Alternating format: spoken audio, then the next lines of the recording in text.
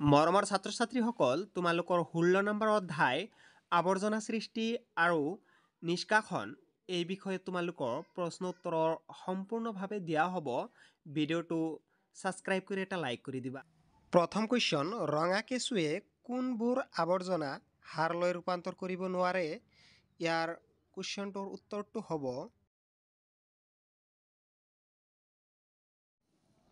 প্ৰথম কুৱেশ্যনৰ এনচাৰটো হ'ব ৰঙা কেঁচুৱে নিমখ থকা খাদ্যবস্তু, আচাৰ, তেল, ভিনেগাৰ, মাংস আৰু গাখীৰেৰে বনোৱা খাদ্য আদি পেলনীয়া বস্তুবোৰ ৰাসায়নিক ৰূপান্তৰিত কৰিব নোৱাৰে। তাৰ নেক্সট কুৱেশ্যনটো হৈছে তোমালোকে গাঁতবোৰ ৰঙা কেঁচুৰ বাহিৰে আন জীৱ দেখিছানে? যদি দেখি পাইছা তেতিয়া নামবোৰ বিচাৰি উলিওৱা। উত্তৰ, এই গাঁতবোৰত ৰঙা কেঁচুৰ বাহিৰেও আন কিছুমান জীৱ দেখা পোৱা গৈছে। এইবোৰ হৈছে গুবৰুৱা, কুমটি, উহ, পৰুৱা আদি। 2 নম্বৰ কুৱেশ্যনৰ উত্তৰটো হ'ব আৱৰ্জনাবোৰ আঁতৰোৱাৰ দায়িত্ব মাথো চৰকাৰৰ নে? নহয়। এই আৱৰ্জনাৰ দায়িত্ববোৰ আমাৰো। চৰকাৰে কিমান লক্ষ্য কৰিব? গতিকে এই বিষয়ত তোমালোকে আলোচনা কৰিবা। তাৰপিছত খ নম্বৰ, আৱৰ্জনা নিষ্কাশনৰ সমস্যাবোৰ কমাব পৰা যাবনে বা সম্ভৱ নে? নিশ্চয় সম্ভৱ।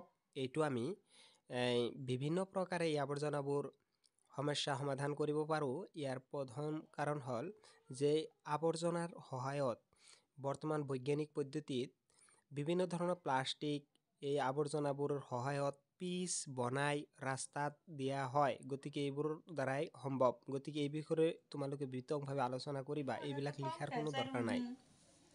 ইয়াৰ পিছত ঘৰত আৱশ্যক হিচাপে ৰৈ যোৱা খাদ্য বস্তুবোৰ তোমালোকে কি কৰিবা? ঘৰত আৱশ্যক হিচাপে ৰৈ যোৱা খাদ্য বস্তুবোৰ আমি পচন সাৰত প্ৰস্তুত কৰোঁ।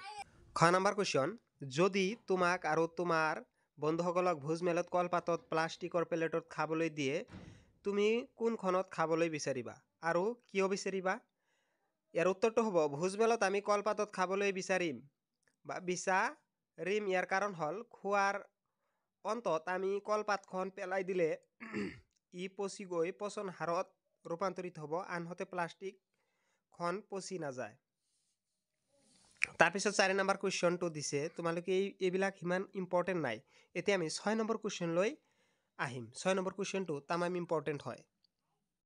6 নম্বৰ কুৱেশ্যনত দিছে তোমালোকক ৰাসায়নিক সাৰৰ সলনি পচন সাৰ ব্যৱহাৰ কৰাটো উত্তম বুলি ভাবানে? কিয় ভাবা?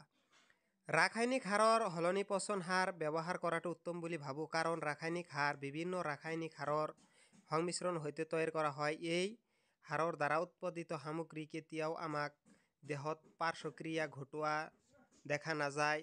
আনহাতে পচন সাৰ প্ৰকৃতজাত সামগ্ৰী যাৰ তৈয়াৰীৰ দ্বাৰা তৈয়াৰ কৰা হয়। গতিকে এই সাৰ ব্যৱহাৰৰ বাবে উত্তম।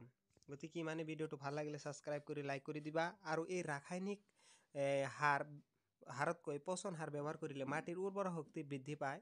গতিকে এইবিলাক লিখি দিলে ভাল নম্বৰ পাবা। গতিকে ভিডিঅ'টো ভাল লাগিলে ছাবস্ক্ৰাইব কৰি লাইক কৰি দিবা আৰু বেল আইকন অন কৰিবা। ধন্যবাদ।